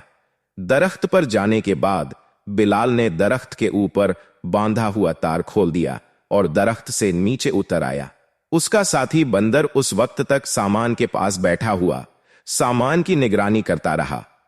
दरख्त से नीचे उतर आने के बाद बिलाल ने जर्रा बख्तर और लोहे के जूते उतार दिए। अब उसने बड़ा आराम महसूस किया क्योंकि उनका वजन बहुत ज्यादा था और उसको बड़ी तकलीफ हो रही थी। अब उसे उस तार को जहरीली पहाड़ी से वापस लाना था। एक सिरा तो उसके पास था, लेकिन दूसरे सिरे का कांटों का लच्छा शिखा में फंसा हुआ था। उसे वापस लाने के लिए उसने इशारों से बाज को समझाया। बाज ने उसकी बात समझ ली और तूफानी नदी को पार करता हुआ उस शख्स के पास पहुंचा और अपनी चोंच की मदद से कांटों के लक्ष्य को निकालने की कोशिश करने लगा। लेकिन लच्छा इस तरह शाखाओं में फंसा हुआ था कि बाज की लाह कोशिशों से भी बाहर एक झटके से ऊपर उठाया। लच्छा बाहर तो निकल आया, लेकिन उसकी चोंच से छूटकर गिर पड़ा। इससे पहले कि लच्छा पानी में गिरता, बाज ने बड़ी तेजी से झपटा और गिरते गिरते लच्छे को अपने पंजों में दबोच लिया और उड़ता हुआ तूफानी नदी को पार करके बिलाल के पास आ गया। वक्त काफी गुजर चुका था। बिलाल को भूख लग रही थी। उसने थैले में से कुछ खाने की चीज निकाली, तार को अच्छी तरह थैले में लपेट कर रख लिया और शहर की तरफ वापसी की तैयारी करने लगा। अब ना तो उसे लोहे के जूते की जरूरत थी और ना ही ज्यादा बदतर की, इसलिए उसने वो दोनों चीज नदी में फेंक दी क्योंकि उनका वजन बहुत ज्यादा था और वो जल्द से जल्द शहर पहुंचना चाहता था। शाम करीब थी। उसने फिर थैले को अपनी पीठ पर बांध लिया, कुंदन बूटी को हाथ में पकड़ लिया और शहर की तरफ रवाना हो गया।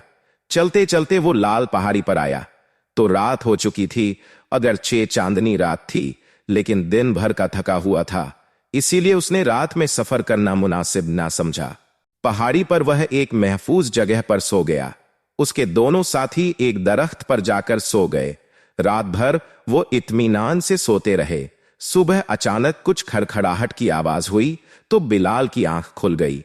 उसने देखा कि दो निहायत डरावनी सूरत के आदमी उसके पास खड़े हैं।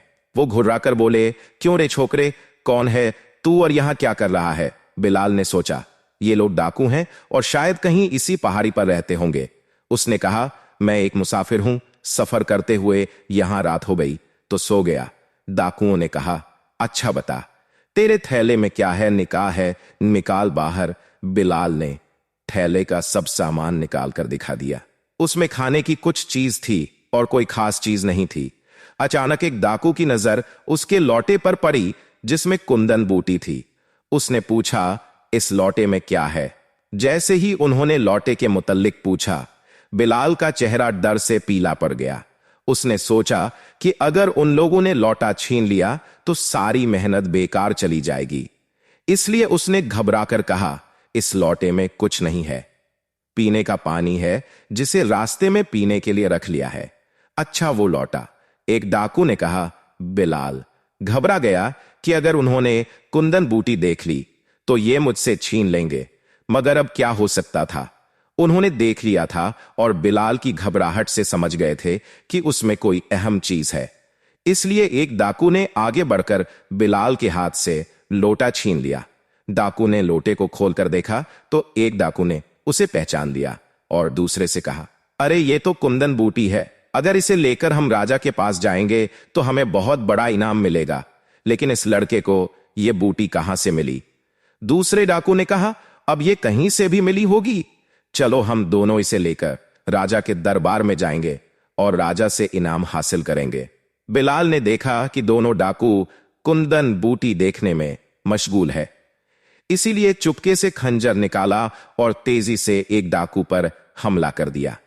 मगर एक डाकू ने रोक लिया और उसने धक्का देकर उसे एक तरफ धकेल दिया और आगे बढ़कर उसने बिलाल का खंजर वाला हाथ पकड़ लिया और एक जोरदार मुक्का उसके पेट पर मारा। बिलाल तकलीफ से दोहरा हो गया और दर्द से चिल्ला पड़ा। खंजर उसके हाथ से छूटकर गिर पड़ा और सर में बड़ी जोर की चोट लगी। वहीं जमीन पर एक पत्थर पड़ा हुआ था। बिलाल ने उसे उठाकर उस डाकू के सिर पर दे मारा, जिसने उसके पेट पर घूंसा मारा था। पत्थर सीधा जाकर उसकी पेशानी पर पड़ा और खून बहने लगा। उसी वक्त दूसरा डाकू आगे बढ़ा और उसने बिलाल को 2-4 घूंसे और लात मारे और दूसरे डाकू से कहा, अब यहां से भाग चलो, ऐसा ना हो कि दूसरे अपने साथी यहां आ जाएं। और इस इनाम में हिस्सा बंटाले दोनों डाकुओं ने लौटे को मजबूती से थामा और एक सिंपत को भागने लगे। इतने में बाज और बंदर दरख्त से उतरकर नीचे चले आए। बिलाल जमीन पर पड़ा तड़प रहा था और अफसोस कर रहा था कि इतनी मेहनत से उसने जो बोटी हासिल की थी वो 1 मिनट में उसके हाथ से निकल गई। जब बंदर और बाज उसके करीब आए तो उसने उन दोनों को इशारे से समझा कर लौटा, उन डाकुओं से छीनकर लाने के लिए कहा। वह दोनों उस मुहिम पर रवाना हो गए। दोनों डाकुओं के पास घोड़े थे, वो उन पर बैठकर चले जा रहे थे। बाज की उन पर नजर पड़ी तो उसने अपनी सख्त चोंच उस डाकू की खोपड़ी पर मारी जिसके हाथ में कुंदन बूटी का लौटा था। बाज की चोंच कुछ इतनी तेज पड़ी थी कि उसके सर से खून बह निकला। उसने जो ऊपर देखा तो उसे एक बड़ा सा बांज उड़ता हुआ नजर आया, इससे पहले कि वह संभल पाता। बाज ने उसी कुव्वत से दूसरा हमला किया और फिर उसकी खोपड़ी पर अपनी सख्त चोंच गड़ा दी। डाकू को ऐसा लगा जैसे किसी ने उसकी खोपड़ी में सलाह काट दी हो। मारे तकलीफ के वो चीख उठा और बेइख्तियार दोनों हाथ सर की तरफ ले गया, जिसकी वजह से घोड़े की लगाम उसके हाथ से छूट गई। घोड़ा तेजी से दौड़ता जा रहा था, जिसकी वजह से डाकू अपने को संभाल न सका और वह घोड़े की पीठ पर से गिर पड़ा और लौटा भी उसके हाथ से छूट गया। लौटे का मुंह अच्छी तरह बंद था, इसलिए ना तो कुंदन बूटी ही गिरी और ना ही लौटे का पानी गिरने पाया। जब दूसरे डाकू ने उसे गिरते देखा तो उसने जल्दी से अपना घोड़ा रोका और लौटे के पास आया। उसका साथी डाकू जमीन पर पड़ा हुआ था, लेकिन उसकी मदद करने के बजाय वो सीधा लौटे के पास आया और उसे उठाने के लिए घोड़े से उतर गया।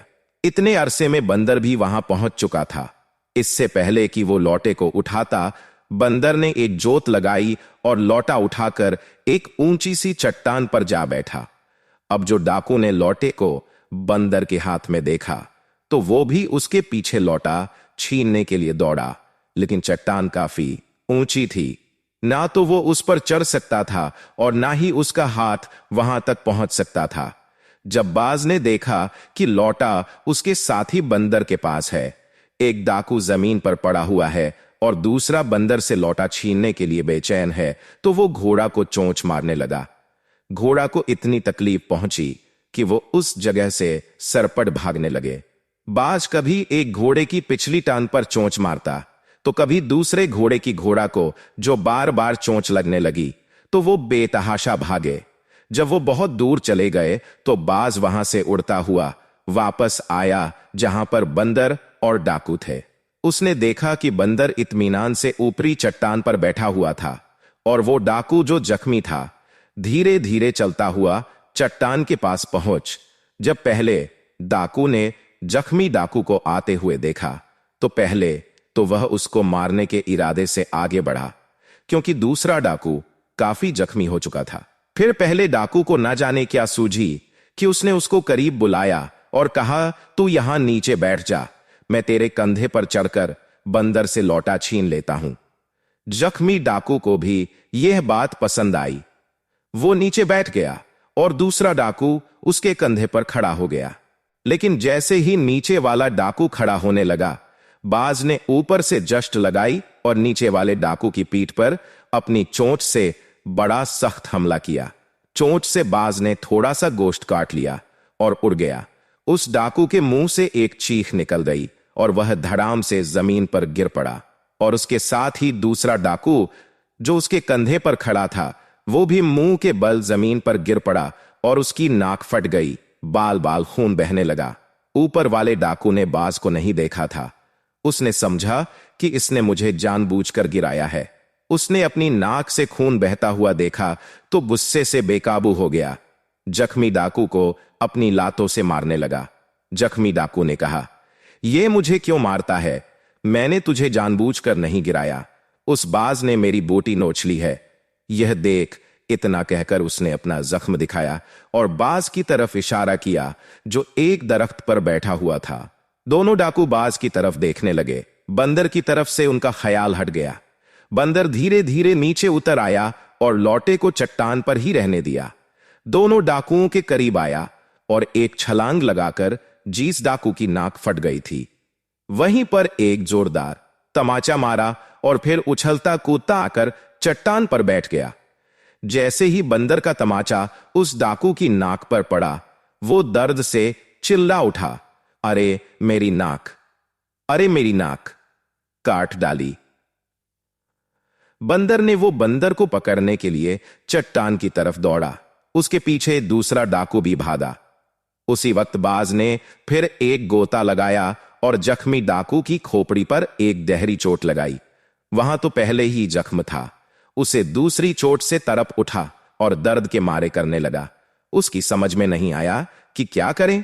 उसने एक पत्थर उठाकर बाज पर चिल्लाता, मगर वो इतनी ऊंचाई पर उड़ रहा था कि ये पत्थर उस तक पहुंचाना ही मुश्किल था। उधर दूसरे डाकू ने उस चट्टान पर चढ़ने की कोशिश शुरू कर दी, जिस पर बंदर लौटा लेकर बैठा हुआ था। जब वो धीरे धीरे ऊपर आने की कोशिश कर रहा था तो बंदर दूसरी तरफ से उतरकर नीचे आया और उस डाकू की टांग में जोर से काट लिया, जिसकी वजह से डाकू नीचे गिर पड़ा था। उसके बाद बंदर इत्मीनान से फिर चट्टान पर आकर बैठ गया। बाज एक दरख्त पर एल दूसरे जख्मी डाकू को देख रहा था। पत्थर लगने के बाद उसने वहां से भाग जाने में ही खैरियत समझी। जब बाज ने उसे भागते हुए देखा तो वो भी उसके पीछे उड़ा और उसके सर पर पहुंच गया। डाकू ने जब उसे देखा तो अपने सर पर दोनों हाथ रख लिए और भागता रहा, और ऊपर भी देखा जाता था। एक दफा बाज ने जो गोता लगाया तो उसने खौफ से आंखें बंद कर ली।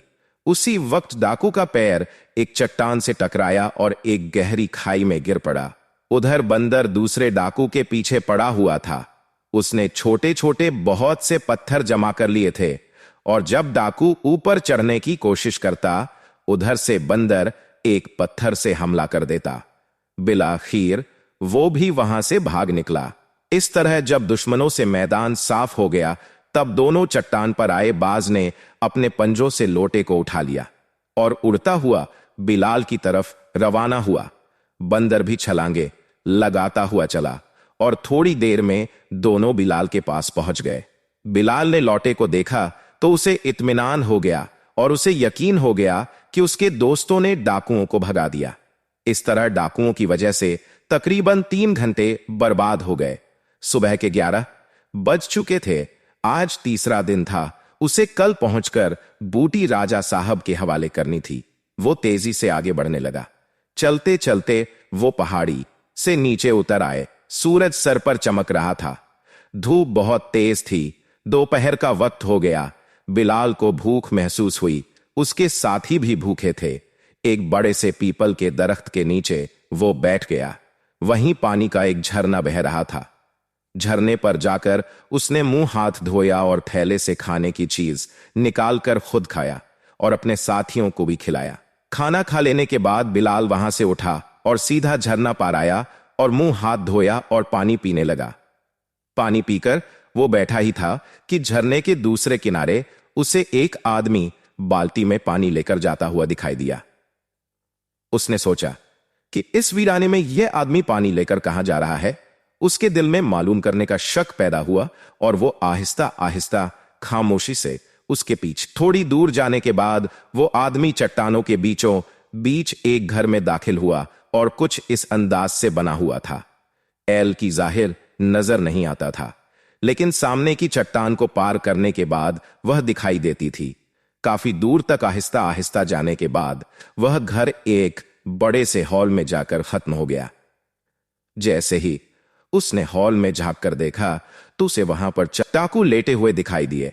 जैसे ही उसने डाकुओं को देखा तो वो तेजी से पलटा और वहां से भाग जाने की कोशिश की, लेकिन अभी उसने घर का आधा रास्ता ही तय किया था कि अचानक सामने से खतरनाक शक्ल का डाकू आ गया और उसने बिलाल को देखा तो उसे पकड़कर अंदर ले आया। और सरदार से कहा।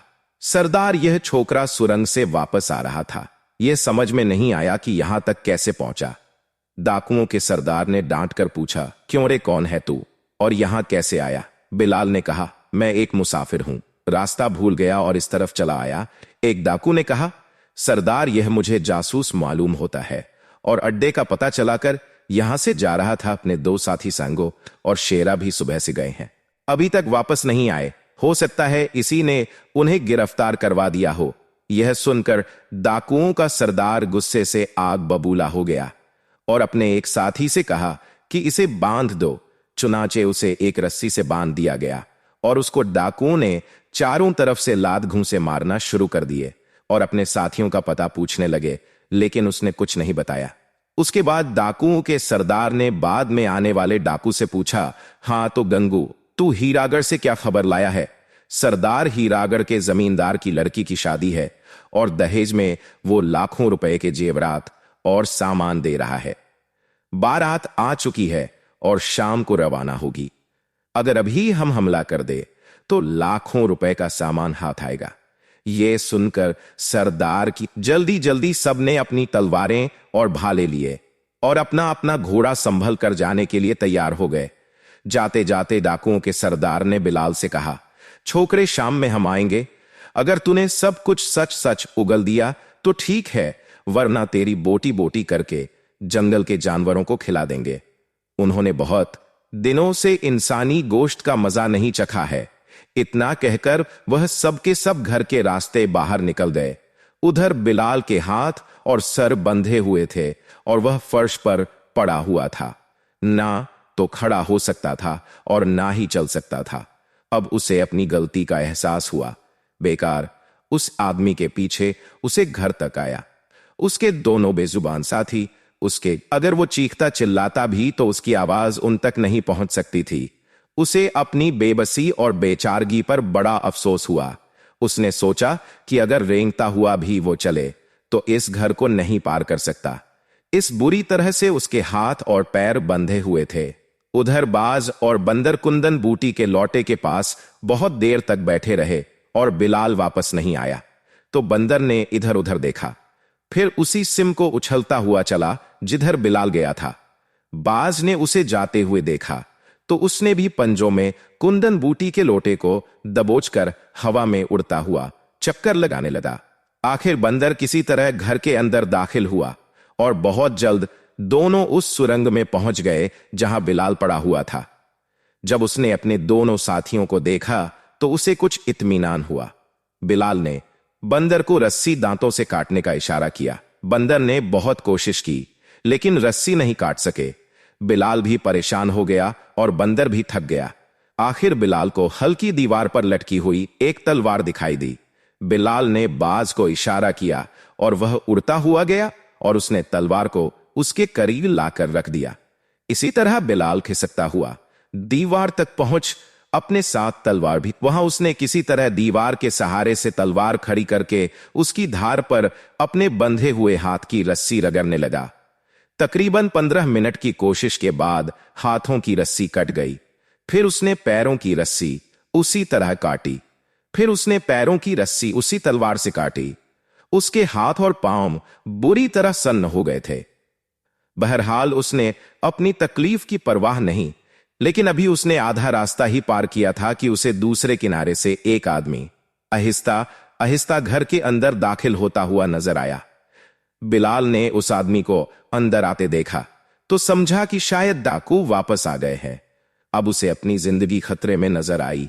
वो तेजी से पीछे पलटा और तलवार उठा ली और हल्के से एक कटी हुई चट्टान थी। वहां थोड़ा अंधेरा था। उसी अंधेरे में बंदर और बाज को लेकर खड़ा हो गया। थोड़ी देर के बाद उसने देखा कि वही डाकू जिसने उससे लाल पहाड़ी पर कुंदन बूटी का लौटा छीना था, बाज और बंदर जिससे लौटा छीनकर वापस लाए थे, आहिस्ता आहिस्ता घर के अंदर दाखिल हुआ। नाक से खून अब भी बह रहा था। सर और पेशानी पर चोट के निशान मौजूद थे। बंदर और बांस के हमले से वह जख्मी होकर बेहोश हो गया था। होश में आने के बाद वह सीधा अपने अड्डेर की तरफ आया था। यहां आकर उसने देखा कि उसके तमाम साथी कहीं गए हुए हैं। उसने इधर उधर देखा, लेकिन जब उसे यकीन हो गया कि घर में कोई नहीं है, तो वो जल्दी जल्दी उस कोने की तरफ बढ़ा जहां बिलाल छुपा हुआ था। एक लम्हे के लिए बिलाल ने समझा कि डाकू ने उसे देख लिया है। बिलाल ने मजबूती से तलवार अपने हाथ में पकड़ ली और सोच लिया कि अगर वो इधर आया तो तलवार से उस पर हमला कर देगा। जहां बिलाल छुपा हुआ था, वहीं पत्थर की चट्टान से लगा हुआ लोहे का एक बड़ा संदूक रखा हुआ था। उस संदूक के करीब आकर वो रुक गया। उसमें एक ताला लगा हुआ था। उसने ताले को हाथ से हिलाकर देखा। काफी मजबूत ताला था। वहीं एक तरफ एक लोहे की सलाह पड़ी हुई थी। उसकी मदद से उसने ताला तोड़ दिया। उसने संदूक खोला तो सोने, चांदी के जेवरात और सिक्के चमक रहे थे। तरह तरह के हीरे जवाहरात भी थे। उसके बाद अनाज की एक खाली बोरी उसने उठा ली और संदूक के तमाम जेवरात उस बोरी के अंदर भरने लगा। बिलाल अंधेरे में खड़ा यह सब देख रहा था।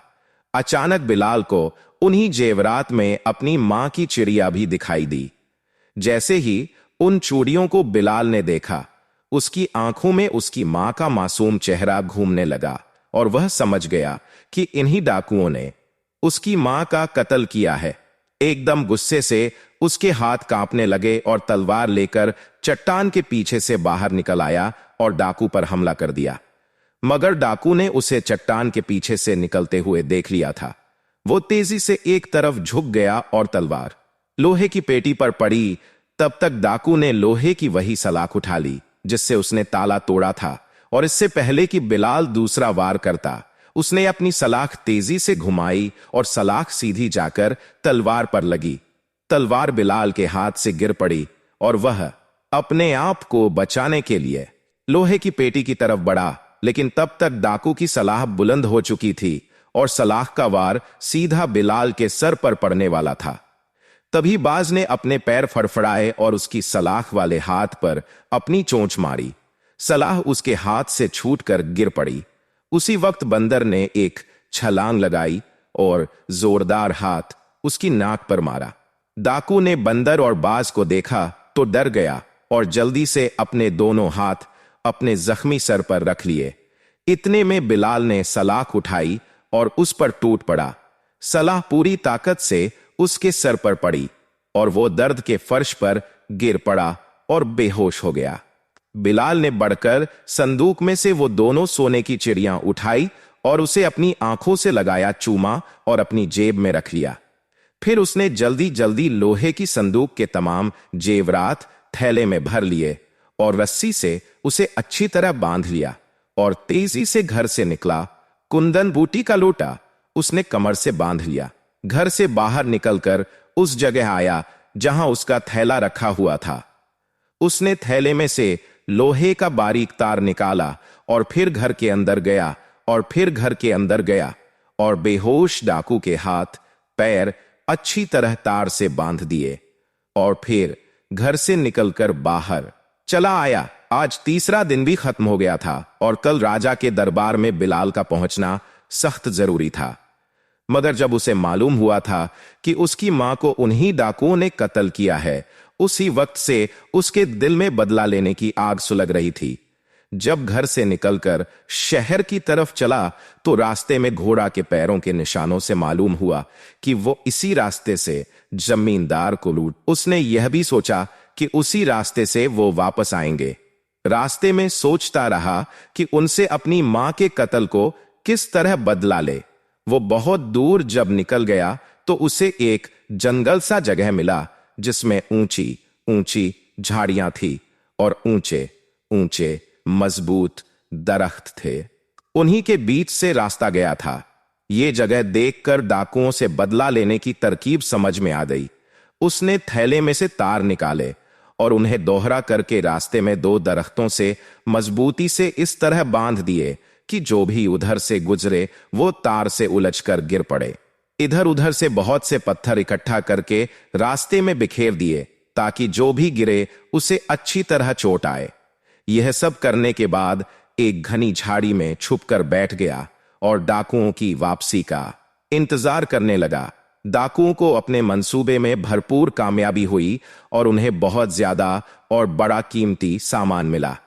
वह अपनी कामयाबी के नशे में मस्त खुशी खुशी इधर उधर से बेखबर बड़ी तेजी के साथ चले आ रहे थे कि यकायक बिलाल के बिछाए हुए जाल में फंस गए। अंधेरे और बेख्याली में तार तो किसी को दिखाई नहीं दिया। उसमें उलझकर तमाम घोड़े इस बुरी तरह से गिरे कि पत्थरों से टकराकर डाकुओं को ऐसी चोटें आई कि बहुत से उसी वक्त बेहोश हो गए, और जो बेहोश नहीं हुए थे वो इस काबिल नहीं थे कि उठ सके। उन्हें तो इसी इंतजार में बैठा अल्लाह से दुआएं मांग रहा था। उन सब के गिरते ही झट से आया और उन सब के हाथ पैर तार से मजबूती से बांध दिए, और जो डाकू बेहोश नहीं हुए थे उनका गला दबाकर उन्हें भी बेहोश कर दिया, ताकि कुछ देर तक वो इसी तरह बेहोश हरकत पड़े रहे। ये सब करने के बाद एक ऐसा घोड़ा चुना जिसे कम से कम चोट आई थी और जो सबसे ज्यादा मजबूत और तेज था।